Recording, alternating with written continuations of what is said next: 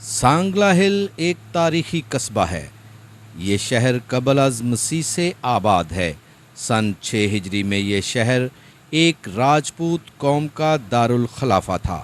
ویسے تو اس شہر میں بسنے والے لوگ بہت سے مسائل کا شکار ہیں، مگر ایک مسئلہ جو بہت ہی گھمبیر ہے، جس کی وجہ سے لوگ مختلف بیماریوں کا شکار ہو رہے ہیں، وہ مسئلہ ہے صاف پانی کا۔ سانگلا ہل میں ہمیں پانی جو سارے لوگ ہیں ان کو صاف پانی مہیا نہیں کیا جاتا، جس کے لیے ہمیں نہر سے آ کے خود پانی لے کے جانا پڑتا ہے، لیکن وہ بھی اتنا اچھا نہیں ہے۔ اس لیے کہ بچے بوڑھے اور لوگ بیماریوں کا شکار ہوتے ہیں، مختلف بیماریوں کا شکار ہوتے ہیں۔ گورنمنٹ کو چاہیے کہ ہمیں کوئی اچھا پانی مہیا کیا جائے، اس کے لیے کوئی آواز اٹھانی چاہیے، ان کو ہمارے لیے کوئی اقدام کرنا چاہیے۔ میں سانگلا ہل کی طرف سے اپیل کر رہا ہوں کہ سانگلا ہل میں پینے کا صاف پانی نہیں ہے، جس کی وجہ سے ہمارے بچے بوڑھے اور گھر کی عورتیں بیمار ہو رہی ہیں، مختلف بیماریوں کا شکار ہو رہی ہیں۔ ہمیں پینے کا صاف پانی لینے کے لیے نہر پہ آنا پڑتا ہے، لیکن وہ بھی اس قدر صاف نہیں کہ ہم بیماریوں سے بچ سکیں۔